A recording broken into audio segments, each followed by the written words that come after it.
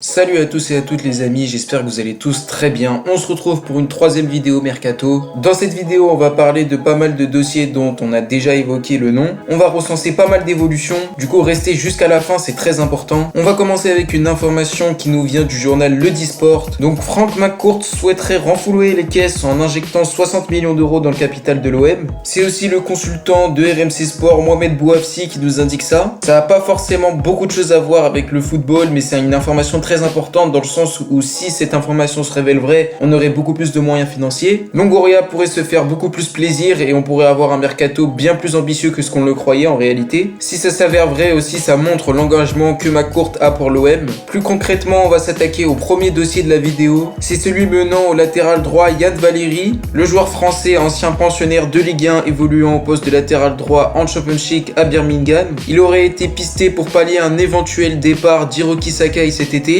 Il jouerait le rôle de doublure derrière Paul Lirola évidemment, mais pourrait même jouer le rôle de sortie de secours au cas où si on n'arrive pas à lever l'option d'achat de Lirola. C'est en tout cas pas le but principal. Concernant les prix, on n'est pas très avancé pour l'instant, même si le Disport nous affirme qu'il y a beaucoup de concurrence derrière ce dossier. Des clubs comme Newcastle et Mönchengladbach seraient encore intéressés, à voir si l'OM aura encore le dernier mot pour le faire signer cet été. Dans le premier épisode, on avait parlé d'un éventuel départ de Dario Benedetto, le joueur en manque de confiance qui a perdu sa place de titulaire souhaite s'en aller cet été et de nombreuses pistes sont évoquées pour le remplacer. On en a une nouvelle parce que c'est celle qui nous mène à El Bilal Touré, le jeune buteur du Stade de Reims qui a marqué seulement 3 petits buts cette année mais qui montre des qualités évidentes. L'hiver dernier, on apprend que Marseille était déjà positionné sur le dossier mais n'était pas allé plus loin dans les discussions jugeant le prix beaucoup trop cher. Longoria aimerait revenir à la charge et croit fortement au potentiel du joueur. Crystal Palace serait aussi intéressé par la venue du joueur, affaire à suivre. Toujours en Ligue 1 et encore une autre piste pour remplacer Benedetto, c'est celle menant à Stephy Mavididi. Le buteur anglais du Montpellier Hérault aurait été pisté par l'OM aussi. Le journal Le Phocéen nous indique que de la même manière qu'Il Bilal Touré, le joueur aurait déjà été proposé l'été dernier à l'OM. Le Villas-Boas n'aurait pas raflé la mise et il aurait laissé filer à Montpellier. On évoquait à l'époque un petit montant de 6 millions d'euros qu'on aurait refusé. Aujourd'hui, selon la même source, sa valeur aurait doublé quasiment. À voir si l'OM va vraiment aller jusqu'au bout du bout et payer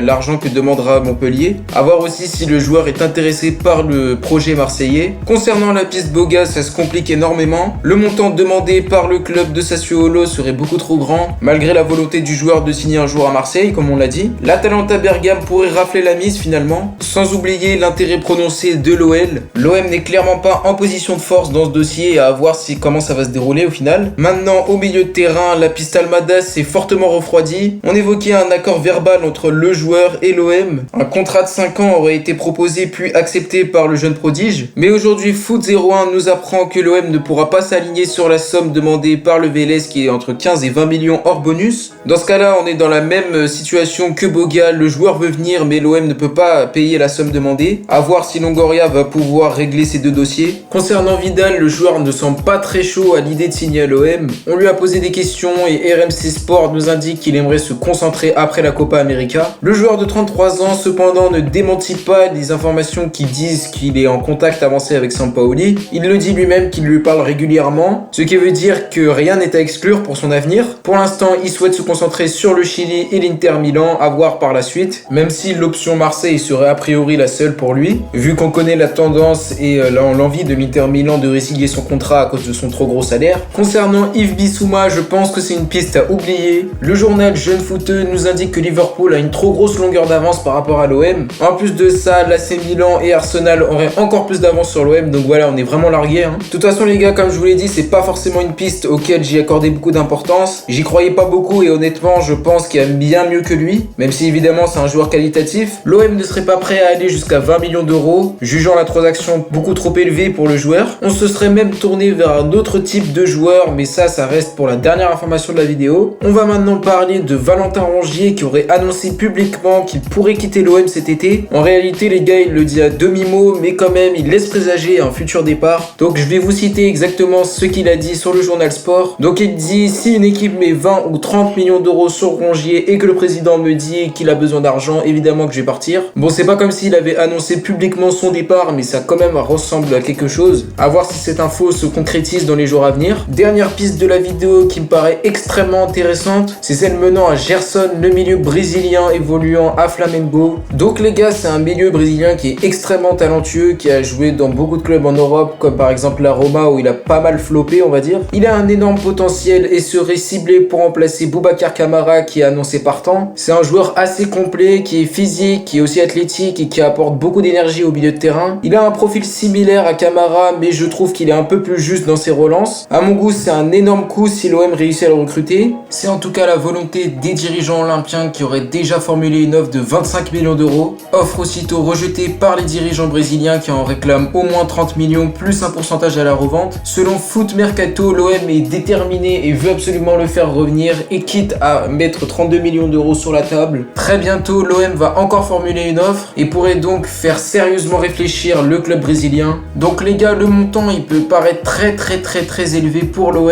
vu nos finances actuelles, mais on peut expliquer ça par le fait que McCourt a donc bel et bien mis de l'argent dans le capital. Cette piste en tout cas nous montre que Kamara va sûrement quitter le club cet été, à voir si ce sera pour un montant supérieur que celui de Gerson. Donc voilà les amis, c'est déjà la fin de cette vidéo. N'hésitez pas à me dire si elle vous a plu, donnez-moi votre avis sur la piste Gerson, sur le départ éventuel de Rongier, sur la piste Bissouma, bref, sur tout ce dont on a parlé dans cette vidéo. N'hésitez pas aussi à me dire est-ce que vous pensez que McCourt a bel et bien mis de l'argent et comment vous le voyez d'ailleurs. Bref, c'était Kalash, prenez soin de vous, on se retrouve pour une nouvelle vidéo. Ciao à tous.